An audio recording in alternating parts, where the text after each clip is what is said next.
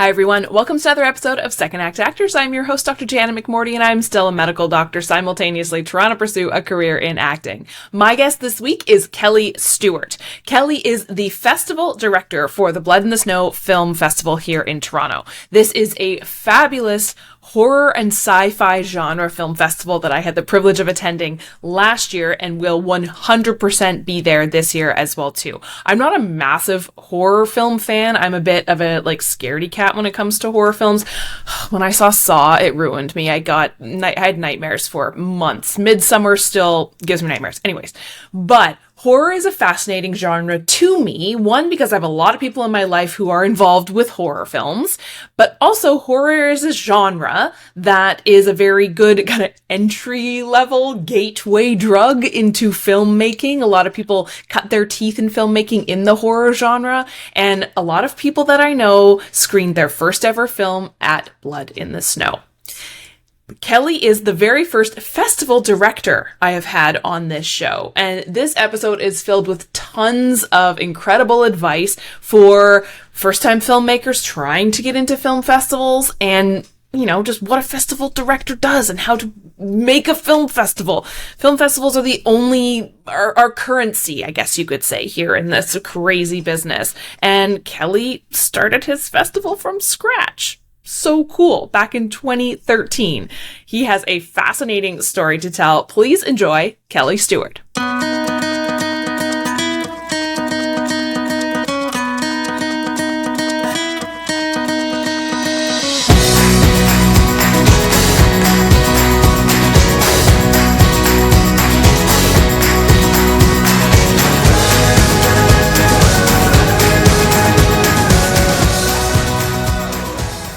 Tell me your story. How did you get into this crazy business?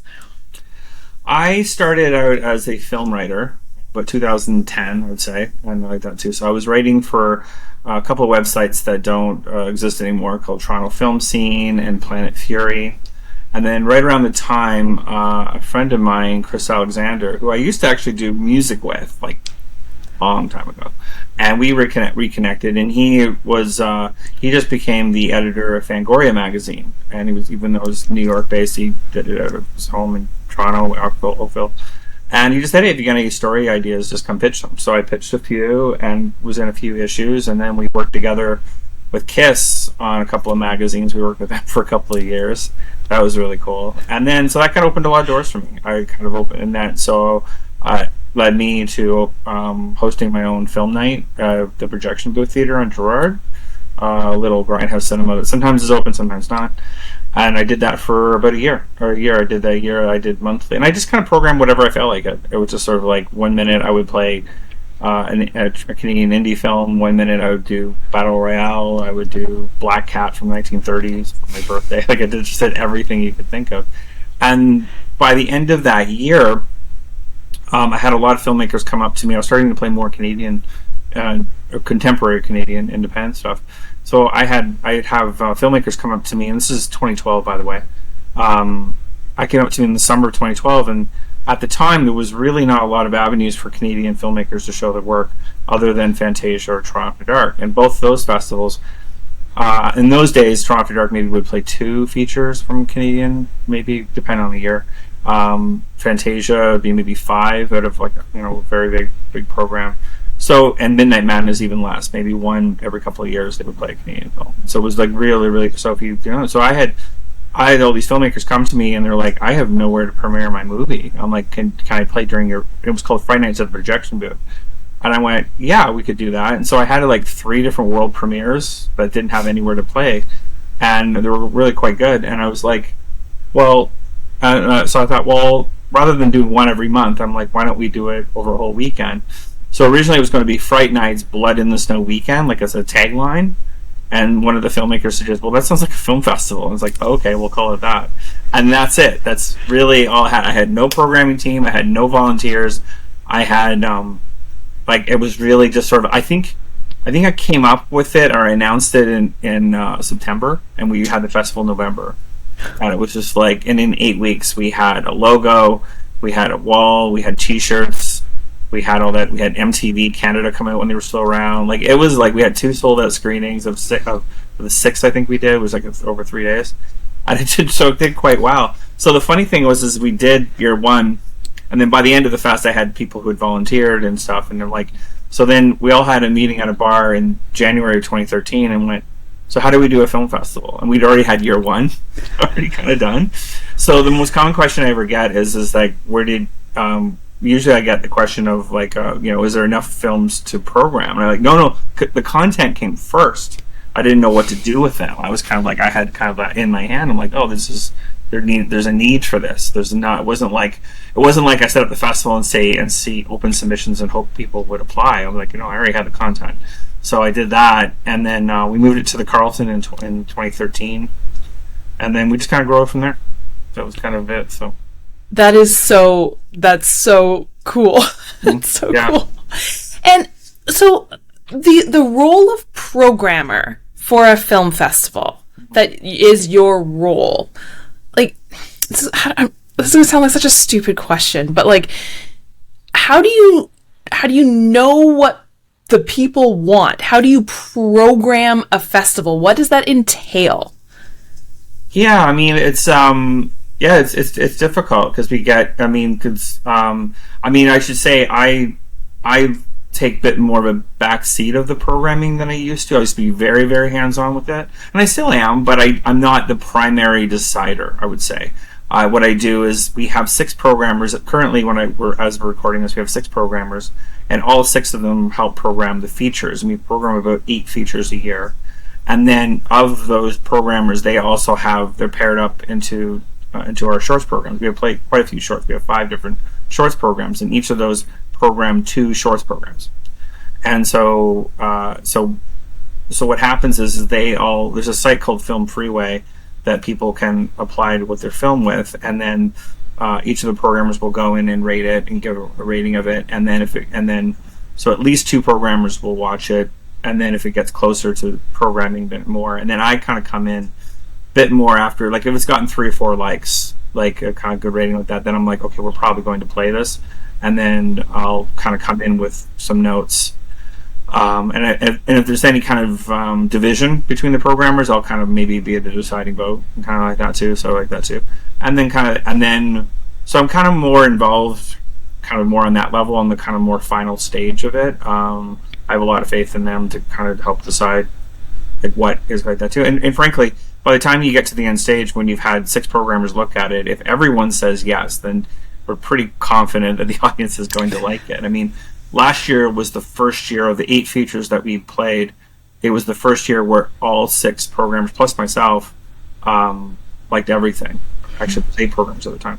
All 8 of us liked all 8 features. So it was kind of like, okay, this is going to go over really well. It wasn't kind of like, sometimes what you'll do is you'll program, like, in our case, 6 of them, and then maybe the other 2 are like, well, we'll kind of split decision, and we'll kind of debate it and kind of like that too. That year was I wouldn't say easy, but it was just sort of like kind of made it more cut and dry of like what we were going to play, because it was just like, well, why don't we just pick the 8 that we all 8 agreed on immediately? So it made the programming for that quicker. I don't know if that answers your question, but it's just sort of like, but I think it's just more of an instinctive thing. I also pick a team that comes from a very diverse background, not just gender par, but racially, but also background too, because I have people that are film writers, filmmakers, and film fans. So I have that kind of mix of it. I try and mix the ages a bit too, like who's looking at it, because someone who's 50 is going to have a different perspective than someone who's 25, vice versa. So those kinds of things too kind of play in it. So when we're talking about intersectionality,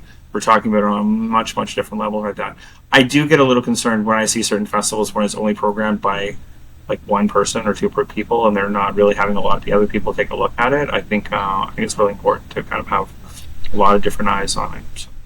Yeah, and that was kind of my thought when you were answering that question. I'm like, oh, it's interesting because, the whole adage of, oh yeah, art is subjective, and I've been to tons of film festivals, and it's always so interesting to chat with people afterwards about what you liked and what you didn't like. But yeah. I think what's really cool about Blood in the Snow, and I think just the horror genre in general, and I'm not a massive horror fan because I'm a bit of a chicken shit, but what I love about horror is it crosses boundaries, like borders, sorry. Scary is scary is scary. And I think also, like, when you have a good horror film, people are like, yeah. When you have a, quote, bad horror film, people go, haha, I wasn't scared. Yeah. Like, the reaction is still very positive. And, like, when you have a bad comedy, people are like, ugh, that wasn't funny. But they're like, ooh, that wasn't scary. I wasn't scared. Like, what is it about horror that's what I love about horror personally. What do you love about the horror genre? Well, I think a couple of things of that. One, I like how it can deconstruct some of the things that are happening in society. I think sometimes it can kind of reflect like what kind of happens. You can tell stories that are kind of like maybe symbolic of like what's going on, like that too. If there's like kind of, especially if there's any kind of particular violence in society, it can kind of mimic that and told in a different way, and kind of like, and so you can see how that can reflect the social times. Like just going back, the most basic, I'll give you one is like Night of the Living Dead. Night of the Living Dead is very much a social commentary of like what was happening in 1968, 69. I got to, and so it's kind of like it's very of its time. And has even Dawn of the Dead had a social commentary about consumerism, like taking place in a mall and kind of like that too. So there's that kind of that too. So horror films at its best, I think, has some kind of something an underlying is not just what's happening on screen. I think the biggest mistake filmmakers make is they just think it's about the kills or some kind of violent, and that'd be fine. I mean, you can have, it doesn't have to be deep or something kind of like that too. You can have something kind of kitschy to it and things like that. And we play a lot of horror comedies and stuff like that aren't particularly deep, but I think the ones that resonate best. For example, I mean, it's like the closing night film we had last year was Scared Shitless. Well, in my opinion, that movie is a father and son story. Like it's just, they're working as plumbers and they were working on this building and things what happened between the relationship between the two of them. That's the story. Not like what happens to this creature that's in the building that's attacking them is kind of just the circumstance of it, right? So it's really about two plumbers working together and father and son. That's kind of like, yes. And also I mentioned too is like we also don't just play horror films. I mean, we kind of label that too, but we also play a lot of sci-fi and thrillers and action and things like that too. So it's kind of more of a genre festival. We kind of play a little bit of that too. So the people that aren't even into horror, can find something there. There's always kind of like we try, and that actually goes back to the programming conversation too, of like how we program things too. For example, last year we got a lot of found footage films. For some reason, there's been a big uptick in those lately, and so we only have 8 slots for features. So we want to play like a diverse by a film. So a lot of so one thing that filmmakers need to understand is sometimes we will reject things simply because we didn't find a slot for it. Didn't mean we didn't like it. There's a lot of things that we like that we just couldn't find a place for, and that happened. That's I think one of the misunderstandings. I think a lot of filmmakers, they take a rejection as opposed to we don't like it. I'm like, no, we just couldn't find a spot for it. Because I think one thing filmmakers don't recognize is how the volume of films that we got. I mean, to your audience too, I should clarify too, we're a Canadian only festival, and so Canadian genre festival. So we're not going to get anywhere near the amount of submissions that a larger international festival is going to get, and yet we still have an incredible amount of films that come in. Like just the volume of it, that it's so competitive to get in. So whether it's a short film or a feature film, it's so competitive. And I think there's a lot of filmmakers that don't realize how competitive that is. They're not seeing it from what's coming in. It's like it's very, very hard, and so it kind of makes for some hard decisions. Yeah, absolutely. And I think do you have any advice then for filmmakers? Not so much for like how to get into a festival, but just mainly about especially newer filmmakers developing their first shorts or trying to get into the filmmaking world, because I think horror is an excellent way to kind of get your toes wet. It's an easy entry, for lack of a better word, and I don't really know why. It's just what I've seen. People are like, oh, my first short was a horror film. Well, one advantage that we have as an indie festival is that we have a bit more of a built-in audience than other independent festivals. Is that if you're playing dramas and comedies, there isn't a built-in indie film audience the way that the horror is. There's certain people that will just come because you write horror festival and they'll show up. But doesn't mean they're gonna like everything or come to everything. But there's a certain baseline that there's a certain amount of interest that you'll get, and you don't get that for any other genre in the indie world. So that kind of helps a little bit. So if you're starting out, it's also a genre that is a good entry level because you can do like something in a cabin or something like that, where it's just like it's limited sets. We actually don't get a lot of sci-fi. I always get excited when we get sci-fi because it's expensive. We have to you're doing a lot of visual effects. So unless the people on the team are kind of visual effects creators themselves, which you do get a lot, it's very hard to get that. So that's why. So even though I would say sci-fi is probably the most popular genre out there, full stop. Like if you look at mainstream movies, anything that's kind of fantasy or sci-fi is biggest. Horror is definitely huge, but I think sci-fi is even bigger. I think because of the cost prohibitive of it. Generally, people are more like, I'll do the more, that's why they can do found footage and they can do kind of like you can do a smaller cast and kind of like that too, limited kind of that too, limited. You can limit it how you can get that too. So that was kind of one part of it. I think the second part of your question was about like breaking into the industry. Mm-hmm. I think the big thing that I've always told filmmakers too is that it's you got to look at the long game and kind of not be so transactional. It's like you can't go, okay, I made my movie, I submitted it, it didn't get in, so much for that. You have to kind of like I try and send as many personal notes as I can to the filmmakers that don't get in, and really encourage them to come out to the festival for their own reasons, to kind of like because one, they need to see what else is getting. Like a lot of times I think filmmakers work in a bubble and they don't really realize like what's out there. And they kind of don't realize like what their competition is and kind of like that.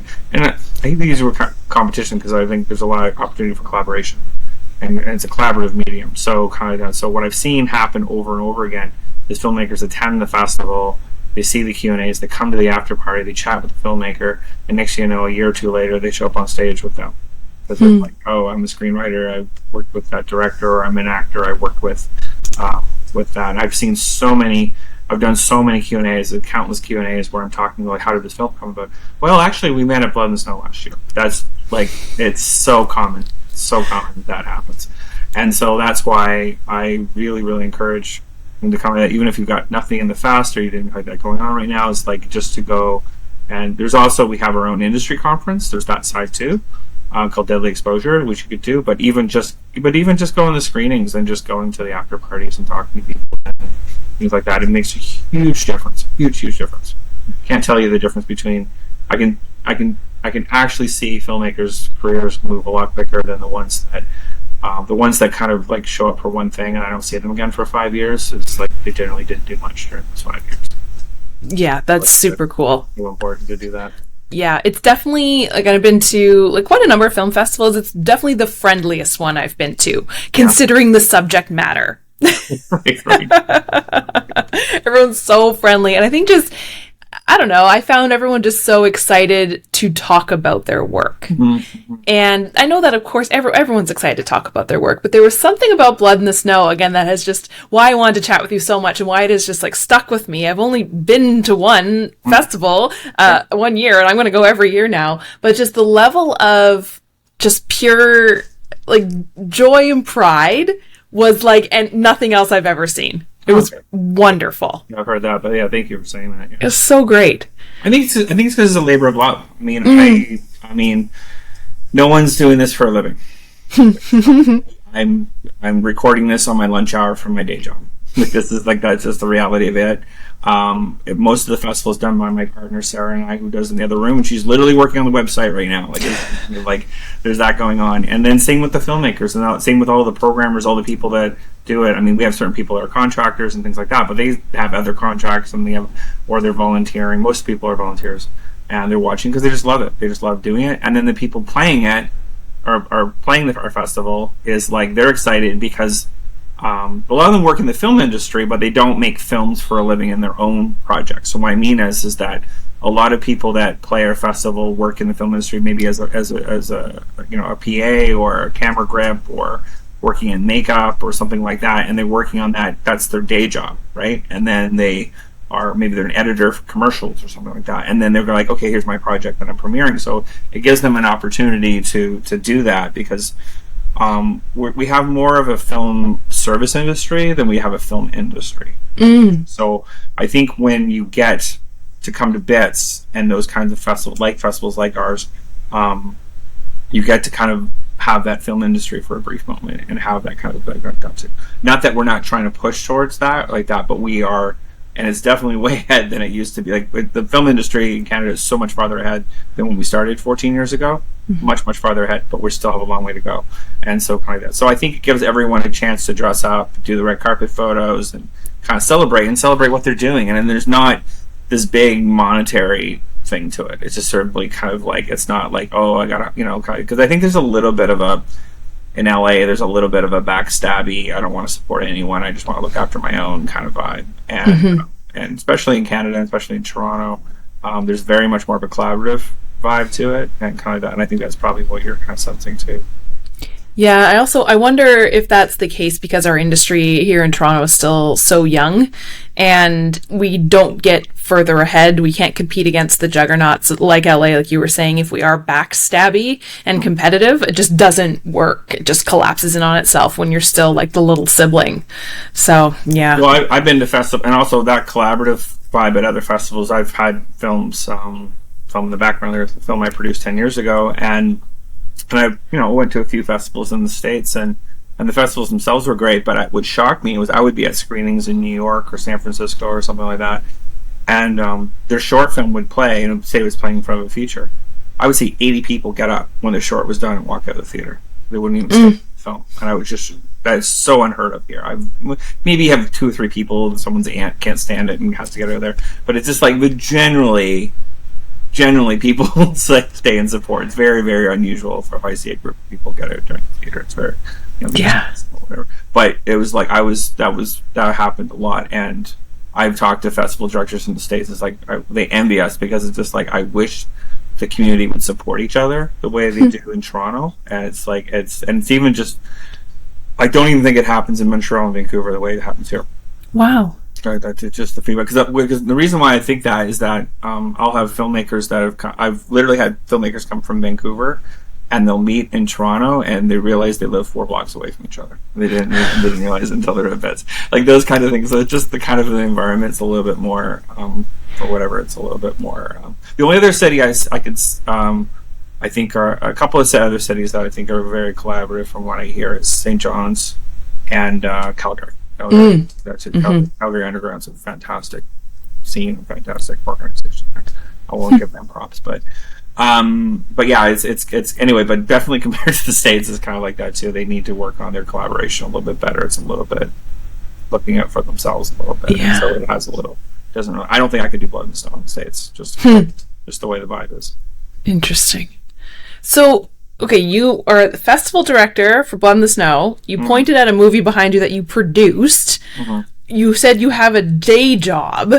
Like, I know this is a loaded question, but like, how do you balance everything? Because again, the theme of my show are people who are either changing careers into acting or trying to do both simultaneously. Oh, yeah. How do you balance all of that again, and then adding on the film festival? Well, honestly, the reason why I said 10 years ago too is I haven't produced anything since then, and it's not because of lack of opportunity. In fact, I have way more opportunities I could easily, I don't mean this in a brag way, I could easily put together a feature film project tomorrow if I wanted to. I just don't have the bandwidth to do it. And it was just like, and the year that that film's called Late Night Double Feature, and I co-wrote and co-produced that movie, and kind of the lead person putting that together with 3 other directors and this anthology film. And I remember we were in year 3 of the festival, and I remember premiering the film at the New York City Horror Film Festival in mid-November. I remember coming home on the bus and realizing the BITS was in 2 weeks. And I'm like, I had a lot of work to do still. And it was just like, and we were just at the Carlton back in those days, not nearly as big as it is now. And I remember really scrambling to get that together. I'm like, wow, we pulled it off and it went well, but I was just like, wow, I dodged. But in those days, I was actually, I was taking a sabbatical from my day career. So I went I went through a better part of a decade where that I was about 8 years, I'd say, where I was just kind of doing little contract things here and there to pay the bills along with to do bits and producing. And so I hit a crossroads about 5 years ago where I'm like, okay, I can't, like, first off, I kind of want to have a bit more stable income. So I got a full-time job again, and I work in legal marketing. And I really enjoy it. I work from home, and they're a great team. They wear Bits shirts in their meetings and stuff. They're so supportive. They're the best team I could ever have in the whole world. So I really enjoy working in it, actually. And actually, a lot of the work I do in legal marketing actually helps my work with Bits. It's like, because I can learn little tips, because we do a lot of I work with the event planners and on that team and stuff like that. So they're like, so I'm always learning from them, and I'll actually even pass on ideas that happened at our festival. Go, oh wow, we use this open caption service. You should look at that. Like, I'm kind of doing that. So I'm very, very, very lucky where I work with a very collaborative, understanding team that allows me to do things like this right now. Very supportive, and so they're great that way. But I also realize that you can't do everything, and so. So just like, for example, I was a film writer at one point. I realized I can't produce a feature film and be a film writer, so that kind of went by the wayside. And then I was, for quite a few years, I was looking at making the next feature. And then when I hit that kind of crossroads about 4 or 5 years ago, I'm like, I can't do the festival full time, make a feature film, and have a day job.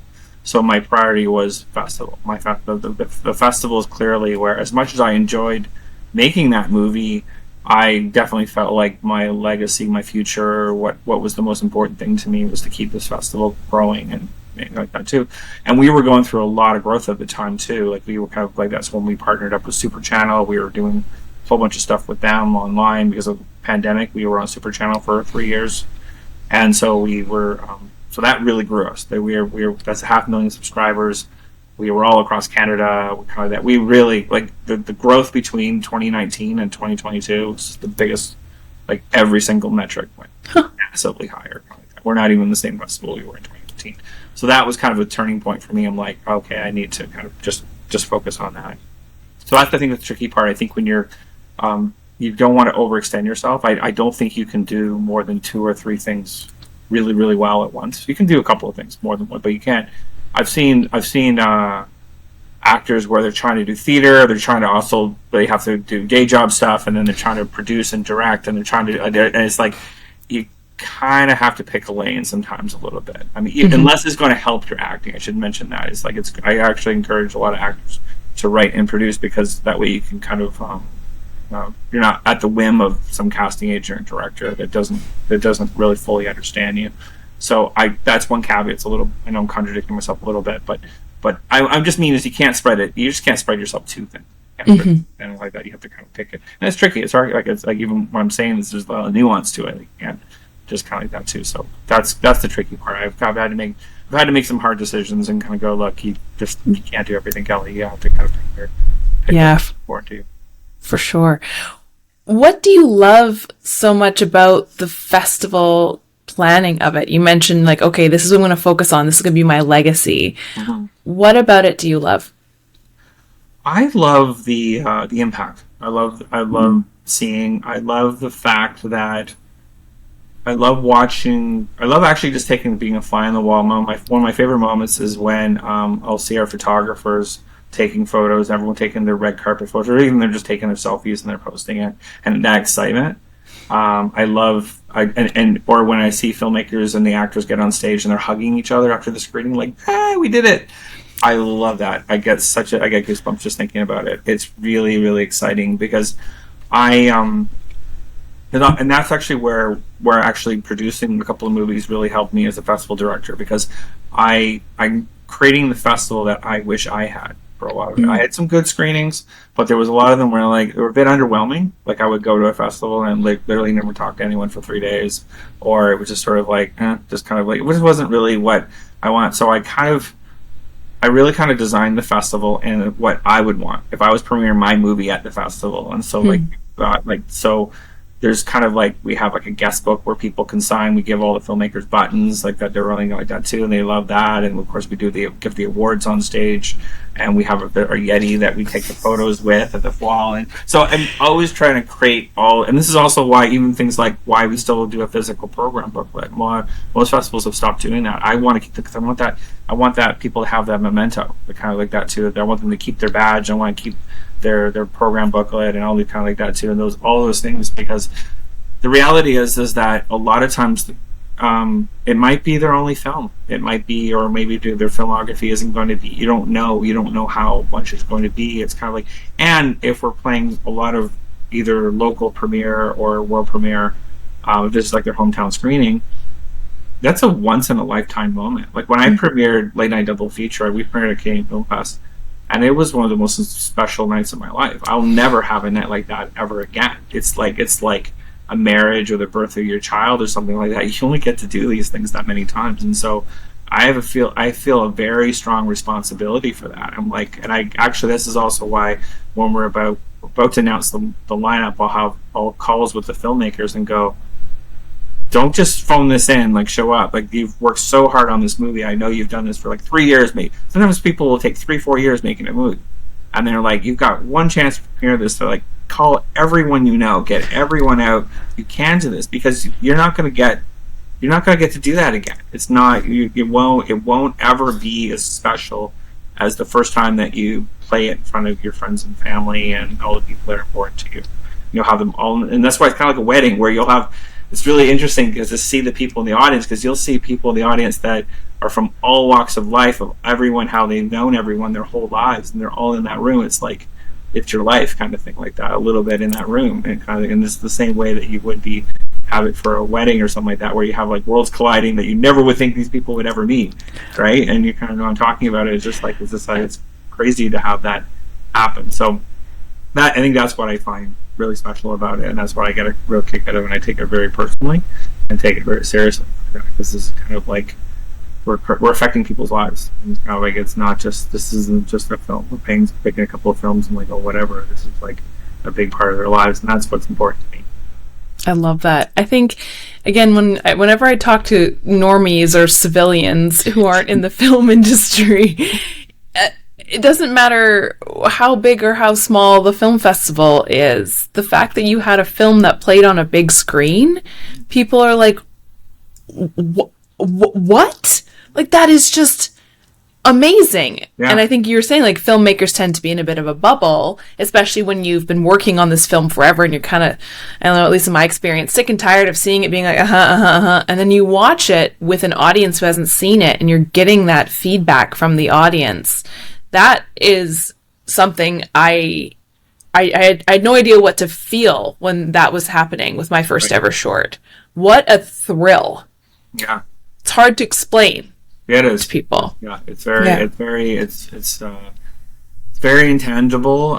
It's very unique, and I feel like, and yeah, almost in a strange way, unless you've been through it, you don't really. It's kind of like you've been kind of like I don't want to downplay war, but just sort of like, it's kind of like you've been in the trenches together, and like, unless you've been there, you'll never. Yeah, I've heard people say that in war, like, unless you've been there, you don't get it. Yeah. And I think film is a little bit like that. Unless you've actually made a movie, you don't know what it's like. And I'll say this.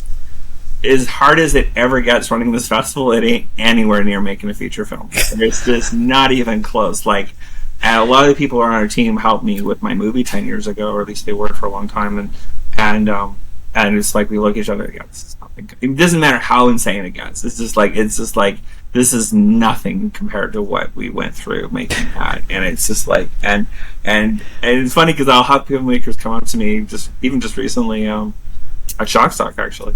I had filmmakers come up and go, "Oh, Kelly, you don't know what we went through." And, like, I know, like thinking, like, you don't know what happened behind the scenes. Like, it's just, and they'll tell me those gonzo stories. I'm like, yeah, that's about right. That's it. Like, it's not even as crazy as it. I will tell your listeners too, if you really want to know what it's like, listen to the audio commentary. If you still have Blu-rays or DVDs, pick an indie movie and listen to the audio commentary of like what happened.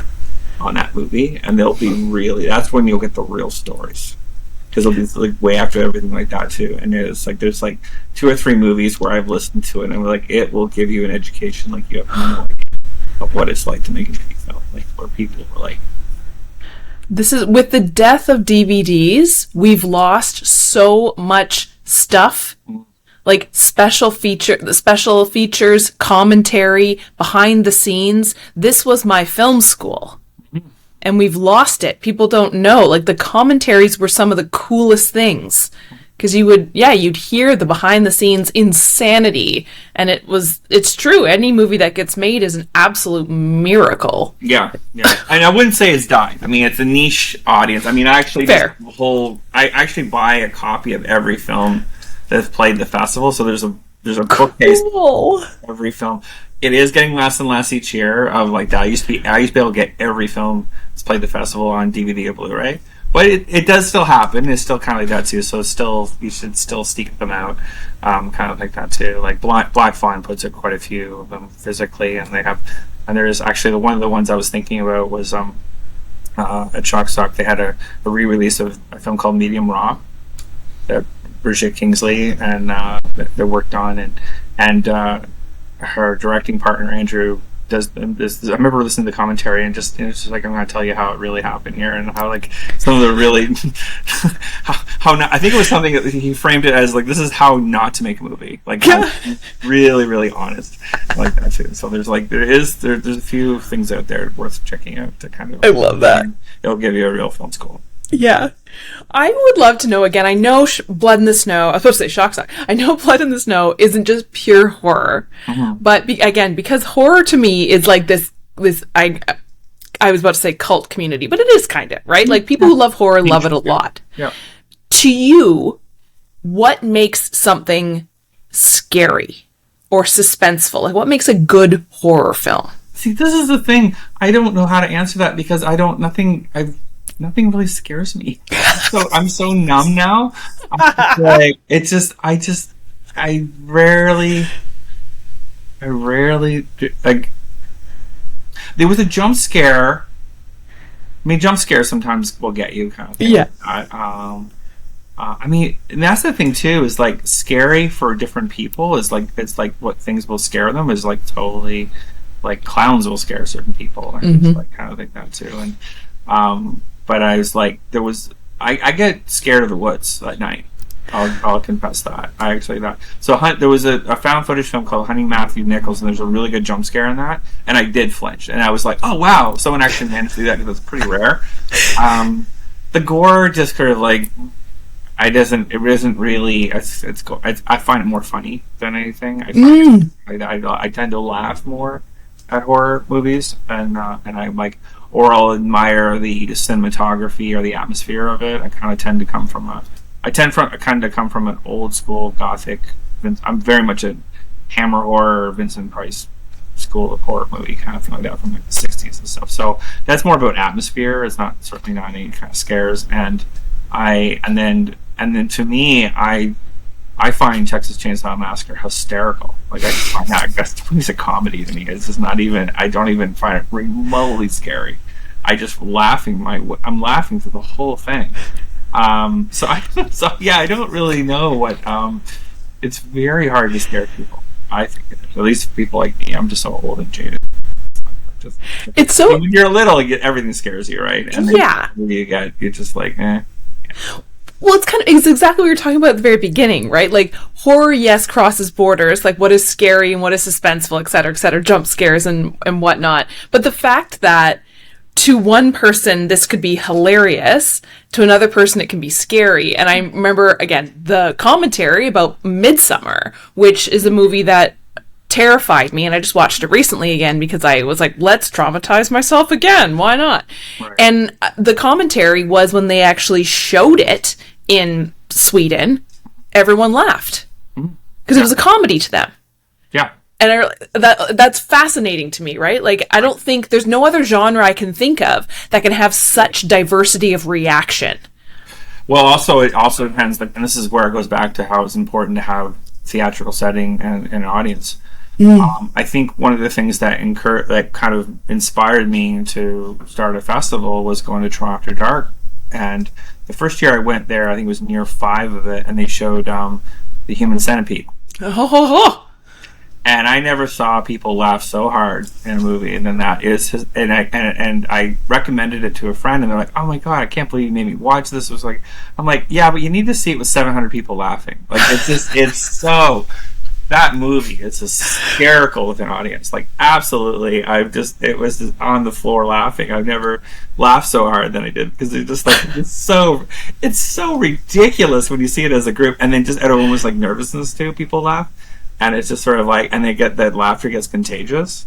It's like, so I mean, I when I think of the bits audience watching stuff, I can't sit through everything, but I'm working and stuff. But when I pop in and sit for a little bit, and I'll see it. I mean, when there's like a really gory thing, people will cheer. I don't know if you've never noticed that. Like, they'll cheer. So it's not like it's everyone's screaming of terror, like, oh my god, like, I don't like think it's like, because I think that our audience too, is like they've seen everything too. It's like, yeah, this is not going to. It's like, so they're kind of more cheering on certain things if it's that type of movie. Yeah. But and like cheering on the film, honestly, like the filmmaker being like, yes, well done, you. Well done. Wow, what a great kill. What a great kill. Yeah, what a great kill. It's like, wow, bravo, you pulled it off. You did it really good. Yeah. And so kind of thing like that. And it's just sort of like, and reality is that any horror movie is a fantasy movie. And so it's, for the most part. And it's sort of like, so you're kind of like, there's a certain tongue-in-cheek aspect to it. Like, kind of that to a lot of stuff. Even like, sometimes they're supposed to be serious. Sometimes it's sort of like, because it kind of lends itself to maybe a bit more handy acting sometimes. And like that too. So there's like a little bit of like, okay, there's almost like a secret handshake of like, okay, we know what we're watching here is not real. This is sort of like you're watching in a safe space, and you're kind of having just fun with your friends. Like, there's just a kind of popcorn aspect to that. That's kind of how I kind of always kind of taken it a little bit. So I've never taken the stuff too seriously. I don't know. It has that kind of. Do you have any favorite memories or a favorite moment from the film festival, or even your career? If I could name drop, like that. I remember we got Slash from Guns N' Roses to do a video intro to one, because he produced one of the films that we played, did the music for it, from The Breach, a few years ago. So I was actually hoping he could attend, because he was supposed to attend Fantasia, got COVID. Couldn't go to that. I'm like, so I knew we were going to play the film in the summer, and I was like, so I went home and checked Guns N' Roses' schedule, and said, oh no, they're going to be in Australia in November. So I knew right off the bat we were going to play Slash couldn't make it, but I managed to get Raven Banner, who was the distributor, to Andrew Hunt, did a personal favor for me and contacted Slash and said, can you do a little video intro? So he did one. Looked a little hungover in the hotel room, and kind of like, oh, I gotta do this. But it was fun. I really appreciate Slash doing it. So he did a little video recording, and we didn't tell anyone. We just like, oh yeah, like kind of like we have a special little introduction, and Slash came on the screen and said, oh, thanks for coming to the screening tonight. Like, so this is like one of the biggest rock stars in the world, and like that was kind of cool. Like those little moments, like they get to have those little celebrity moments, those kind of things. We don't got a lot of big names, but we got kind of like the Canadian, like the big names Canadian. Like we've had oddly for 2 years in a row, we've had 2 of the Kids in the Hall come in films, and they've both been on closing night, which is kind of strange. And then we've had people from other different bands come out and things like that. A lot of them from the 80s. For some reason, a lot of people from the 80s decide to go make movies at once. They do like that too. So that's kind of more funny kind of worlds colliding kind of thing like that. Like where you're kind of like hanging out with people that you kind of listen to when you were in high school, and then you're kind of like they're standing next to you, and you're kind of around them, and it's kind of funny. That's kind of that kind of jumps out. My favorite all-time moment. Has to be. I always go back to the story. Is we had in 2018 we had a group of kids from Indigenous kids from Northwest Territories do a short film that's submitted to us called Frostbite, and we loved it. Got in, and the entire reservation raised money for the kids to come down. Two of the main kids who directed it came down with their school teacher, the principal, and they flew down. They'd never even been south of Edmonton in their life. They came to Toronto. We put them on CBC Metro Morning. They were talking. They had their puppet that they had the film in with, and like that. And we had people come to the theater asking, we want to see the Frostbite movie. Like it actually sold tickets. It was kind of like that. But when it came and we did the screening, got a huge reaction. It's just a cute little 4-minute movie. And just to give some context, the entire school made the film. What they do as part of their education was to they really kind of encourage interactive learning, so that the school project for the year is to make a couple of short films. And we've actually had, I think, 4 short films play our festival now, and since then, and so they would write it, they would cast it, every single aspect of it would be done in-house at the school. And I had that too. So they'd create the puppets, they would create all the different things, like every single person was done by the entire class. Too. So they had multiple people. So that was kind of like really incredible and really special. And so they came down and we gave them a special award and had them on stage and got a huge reaction. And it was like a big, huge life moment. And then a few years later, I had the opportunity to go up by coincidence. I happened to be invited to go up to a film festival up in Yellowknife. So they were just. So I actually went and visited the school, and they played their 2 latest films for me and a few other people that were visiting. Jeff Barnaby, who did Blood Quantum, Karen Walton, who was the screenwriter for Ginger Snaps. We were the 3 people, like, guests visiting, and they came in. They gave us their own little special badges, and they had popcorn and special guests there, and they put a screen down and they showed the latest 2 films that they did, and those films we programmed and they were played on Super Channel later that year. Yes. This was just before the pandemic. Oh my God. And so those films played kind of like that too on Super Channel across Canada, 500,000 people.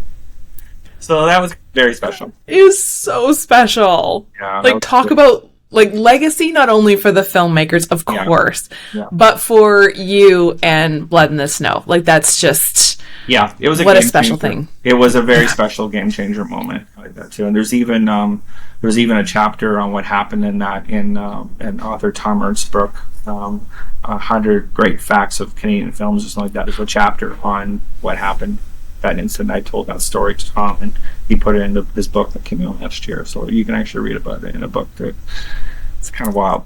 That is, I have like goosebumps. That's wonderful. That's wonderful. That's the moment where I'm like on my deathbed thinking about that. What was the greatest moment? That will probably go down as the one. Love that. Do you have anything you're looking forward to coming up? For the festival or just in life? In general. The answer can be the festival.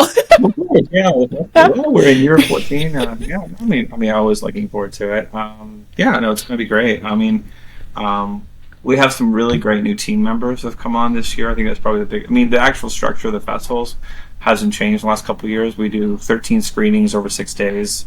We have a whole industry conference and development lab, so I'm looking forward to all that again. But we have some new team people that joined the team. Vanessa Magic was running the development lab this year, and Emily Dix is running the industry conference this year. So I'm really looking forward to them bringing their new energy to that. So we've also brought in new people. We're usually the programmers would do the awards, and we're just going to be announcing a whole new jury for our awards too. Like that too. We've got 8 people that are joining the team just to help with the awards, selecting those this October.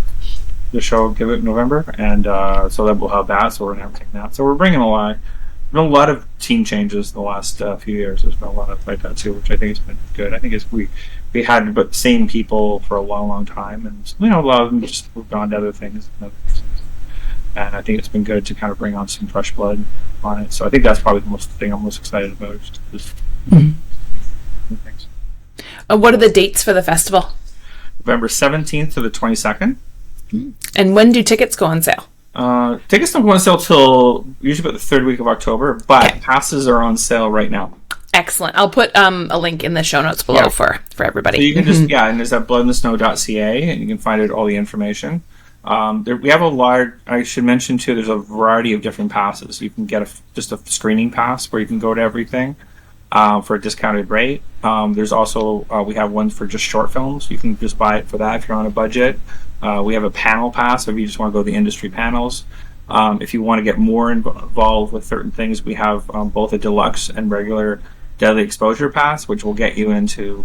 Won't get into every single thing you get for that, but basically it gets you into the entire industry conference and all the screenings, all the after parties, the whole bit. So if you kind of want to do there, be fully immersed in the festival and all the opportunities that it have, we have that, and we have them pretty much for every budget too. Trying to keep everything low. So anyone, so whether you're an actor, you're a filmmaker, like that too, just really look for films and things like that.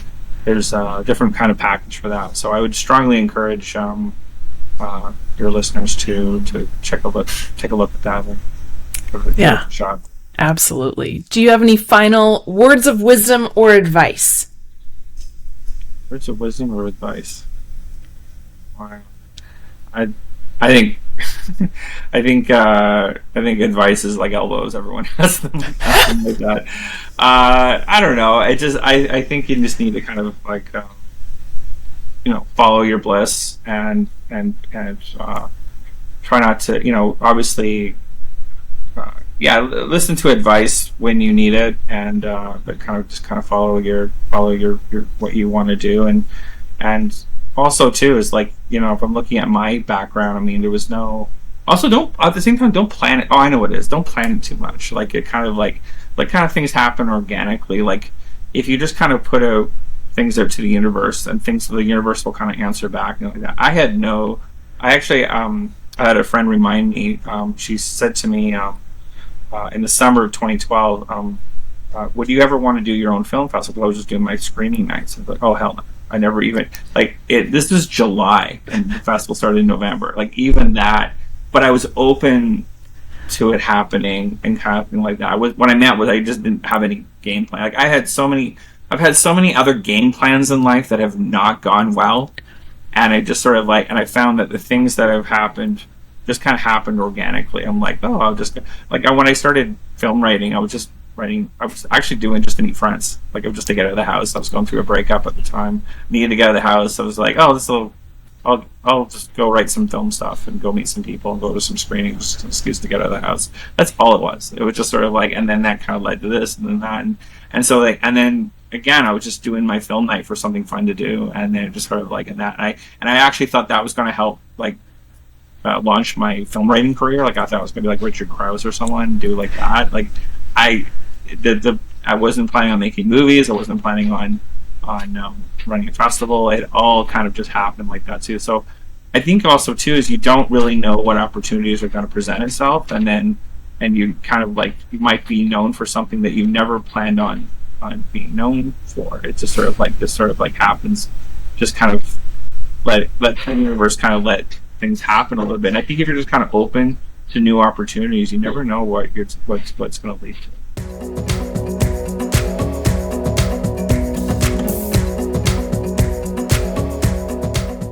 Thank you everyone for tuning in, and thank you, Kelly, for being my guest this week. Thank you so much for taking the time out of your busy schedule. You heard him. He wears many hats, and he's also, in the thick of programming, getting ready to program the Blood in the Snow Film Festival, getting ready to put it all together. The film festival itself is in November, but passes are already on sale. I will put a link in the show notes below. If you're in the Toronto area, or if you're in Ontario, even if you're anywhere around the world and you want to go attend a really fun film festival, I cannot recommend Blood in the Snow more. It is wonderful. I raved about it during this episode that you just heard, but there was so much collaborative joy and pride from the filmmakers at this film festival, more than I had seen at any other film festival I'd ever been to. So 100% check it out. And if you go, say hi to me. I will be there. And I hope you all will tune in next week for another episode of Second Act Actors. Bye.